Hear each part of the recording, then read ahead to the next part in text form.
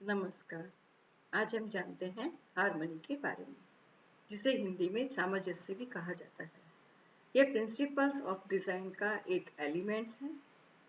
तो क्या है हार्मनी? डिजाइन का ये एलिमेंट्स हमें ये बताता है कि किसी भी विजुअल डिजाइन्स के जो एलिमेंट्स हैं, लाइन, शेप, कलर, टेक्सचर्स और आइडियाज, इनके अंदर ऐसा कॉम्बिनेशन हो कि ये कंप्लीट डिजाइन हमें दिखाई दे, जो हमें रिपीटिशन और रिदम के द्वारा हम प्राप्त कर सकते हैं।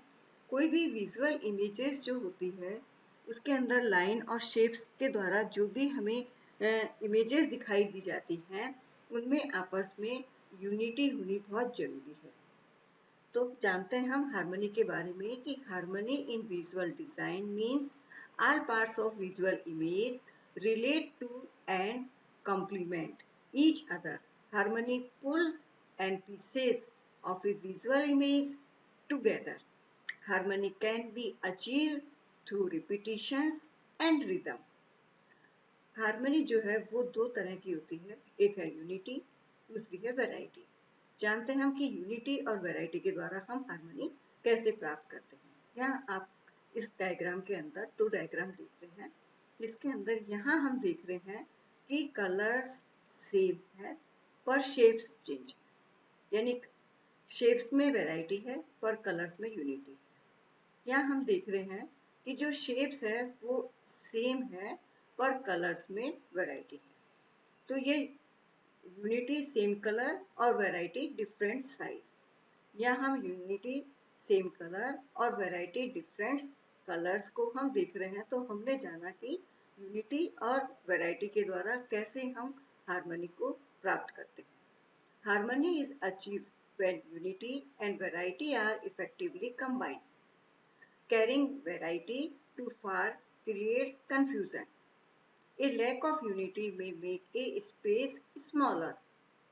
सेकेंड, हम और एक एग्जाम्पल के द्वारा आपको समझाते हैं कि हम कलर्स रिपीटिशंस के द्वारा, रिदम के द्वारा कैसे हम हार्मनी को प्राप्त करते हैं, कैसे हार्मनी क्रिएट की जाती है। आप इस डायग्राम में देखते हैं, यहाँ पर एक बर्ड्स आपको दिखाई दे रही है जिसमें अलग अलग कलर्स हैं। बर्ड्स के साइज को उन्होंने रिपीट करके हार्मनी को क्रिएट किया है। यहाँ रिपीटिशंस के द्वारा हार्मनी क्रिएट की जा रही है। उड़ते हुए बर्ड्स का को रिपीट करके हार्मनी क्रिएट की जा रही है। यहाँ हम कलर हार्मनी को समझने के लिए एक बहुत अच्छा एग्जाम्पल है, जिसके अंदर हम red, blue, yellow and white colours के रिपीटिशंस और ट्रायंगल और स्क्वायर्स शेप्स के रिपीटिशंस के द्वारा हार्मनी को देख रहे हैं। यहाँ हम रिपीटिशंस, शेप्स की रिपीटिशंस के द्वारा हार्मनी क्रिएट की गई है। और टोन्स, यहाँ हम एक कलर्स के डिफरेंट टोन्स को देख रहे हैं। तो कलर्स का रिपीटिशंस है और शेप्स का रिपीटिशंस है। ये एक हार्मनी का बहुत ही अच्छा एग्जाम्पल है। देन इस डायग्राम के अंदर पिक्चर में आप देख रहे हैं कि कुछ हेड्स हैं जिनमें अलग अलग कलर हैं पर साइज सेम है। तो कलर्स को रिपीट कर कर, ये कलर रिपीटिशंस का, कलर हार्मनी का बहुत अच्छा एग्जाम्पल है। तो ये तो तीन एग्जाम्पल हैं, ये कलर हार्मनी के हैं, ये रिपीटिशंस हार्मनी का है, this is the shapes and shapes repetitions का है। या हम यूनिटी को देख रहे हैं कि आप इसमें कलर्स को भी देख रहे हैं और यूनिटी भी आपको दिखाई दे रही है। तो इन डायग्राम को देखकर आपको समझ में आएगा कि हार्मनी कैसे लाइन, टोन, टेक्सचर्स, आइडियाज के द्वारा को रिपीट कर कर और रिदम के द्वारा हार्मनी क्रिएट की जाती है। आगे और हम समझते हैं कि हार्मनी शेप्स के द्वारा कैसे हम प्राप्त करते हैं, क्योंकि जो शेप्स है वो भी एक डिजाइन का एलिमेंट है और लाइंस के द्वारा ही हम शेप्स क्रिएट करते हैं। यहाँ हम देख रहे हैं इस डायग्राम में, यहाँ पर दो स्क्वायर हैं और एक सर्कल के अंदर एक स्क्वायर है। ये हमें एक गुड हार्मनी का एक बहुत अच्छा एग्जाम्पल है। यहाँ हमें लैक हार्मनी दिखाई दे रही है, क्योंकि जो एक स्क्वायर ब्लैक कलर का है उसके अंदर एक ट्रायंगल डाला गया है जहाँ पर कलर बैलेंस नहीं हो रहा है, शेप बैलेंस नहीं हो रहा है। यहाँ भी हम देख रहे हैं कि सर्कल के अंदर जो ये शेप है वो सर्कल से ज्यादा बड़ा शेप नजर आ रहा है, इसलिए इसमें शेप्स के अंदर हार्मनी नहीं है और ये लैक ऑफ हार्मनी और ये गुड ऑफ हार्मनी है। आगे हम एक एग्जांपल देखते हैं जिसमें हम लाइंस के और फॉर्म्स के रिपीटिशंस द्वारा हार्मनी को समझते हैं। यहाँ हम देख रहे हैं कि डिफरेंट तरह की लाइंस को ड्रॉ करके कुछ फॉर्म्स को या शेप्स को क्रिएट किया गया है। यहाँ आप देख रहे हैं इस फॉर्म्स को, और ये फॉर्म्स वापस रिपीट हुई है। इसमें इन्होंने कुछ बीच में टेक्सचर्स को यूज किया है। 2 कलर्स हैं, ब्लैक एंड व्हाइट। तो लाइंस और शेप्स के रिपीटिशंस द्वारा हार्मनी क्रिएट की गई है। जो सर्कल होता है वो एक हार्मनी को क्रिएट करने का एक बहुत ही अच्छा एग्जाम्पल होता है। सर्कल के अंदर हार्मनी बहुत अच्छी क्रिएट की जाती है। यहाँ हम एक फिर बहुत बहुत तरह की लाइंस और शेप्स के द्वारा हार्मनी को जानते हैं। यहाँ हम अलग अलग शेप्स देख रहे हैं, ब्लैक एंड व्हाइट है, यहाँ टेक्सचर्स यूज किया गया है। रिपीटिशंस और रिदम का बहुत ज़्यादा ध्यान रखा गया है, और ये डिज़ाइन जो है एक कंप्लीट डिज़ाइन है जिसमें हमें हार्मनी दिखाई दे रही है। अब हम जानते हैं कि हार्मनी कितने प्रकार की होती है। हार्मनी 2 प्रकार की होती है, एक है विजुअल हार्मनी, दूसरी होती है conceptual harmony.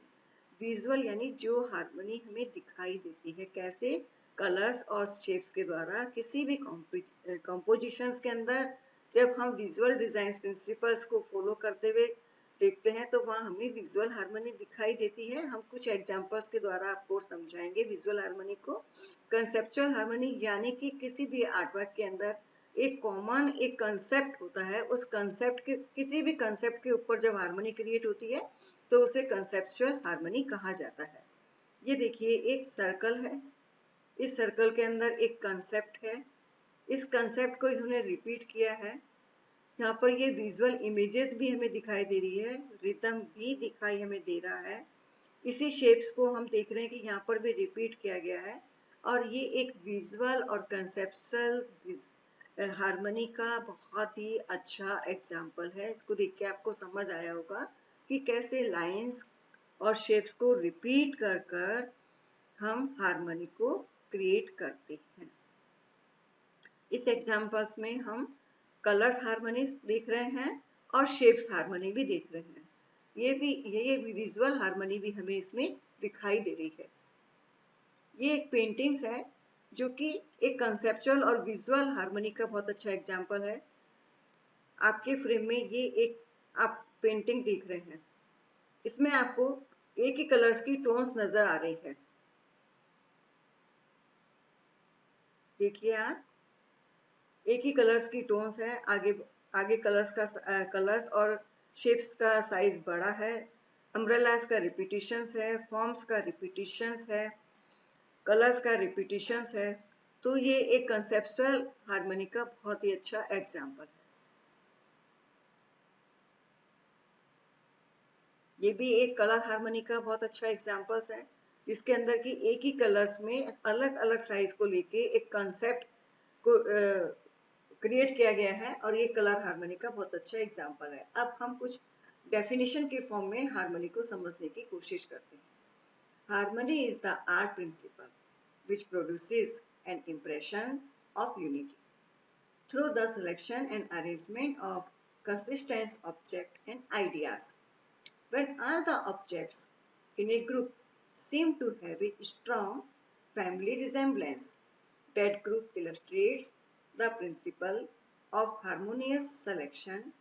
And when these friendly articles are so arranged that the leading line follow the shape of the object on which they are placed, harmony has been secured in both selections and arrangement.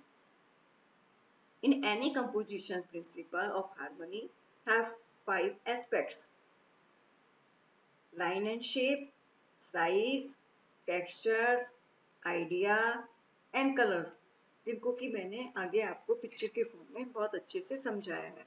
तो और जानते हैं हम harmony के बारे में। Harmony of lines in a composition. The types of lines in a composition can be reduced to 3 main groups. Harmony जो है वो lines के repetitions के द्वारा किसी भी composition में प्राप्त की जाती है। Harmony की जो lines है उनके contrast के द्वारा भी हम harmony को प्राप्त करते हैं। और जो lines है उनका ट्रांजेक्शन्स है उसको सॉफ्टन करके या मॉडिफाई करके भी हम हार्मनी को प्राप्त करते हैं। तो लाइंस के अंदर हार्मनी को हम तीन तरह से प्राप्त करते हैं, repetition, contrast and transactions. Harmony lines and shapes के द्वारा कैसे प्राप्त की जाती है? ये combinations of lines results in shapes, ये तुम्हें पता है कि कोई भी शेप जो है वो लाइंस के द्वारा ही बनती है।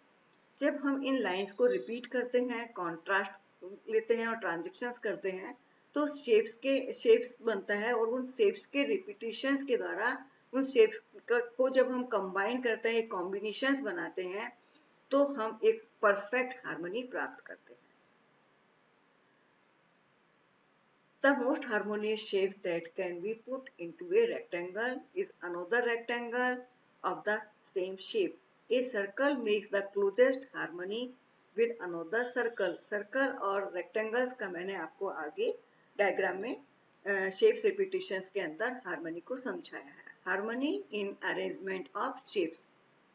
इन एनी अरेंजमेंट, किसी भी अरेंजमेंट के अंदर जब बहुत सारे शेप्स को हम यूज करते हैं, तो उस ऑर्गेनाइजेशन के अंदर उसका हम किस तरह से ऑर्डरली उसको अरेंज करते हैं, ये एक डिपेंड करता है। और उनको एक अच्छे तरीके से अरेंजमेंट करके हम हार्मनी को प्राप्त करते हैं। हाँ, अधिकतर हम फर्नीचर्स के अंदर और इंटीरियर्स के अंदर हम शेप्स हार्मनी को देखते हैं। किसी भी लार्ज ऑब्जेक्ट्स और masses should be placed to follow the boundaries lines of the enclosing shapes. अधिकतर इंटीरियर्स के अंदर और फर्नीचर अरेंजमेंट में हम शेप्स हार्मनी को देखते हैं। To give variety, some of the small objects may be placed at slightly varied angles. For example, a photo frame picture, flower arrangement and accessories के अंदर हम शेप्स हार्मनी को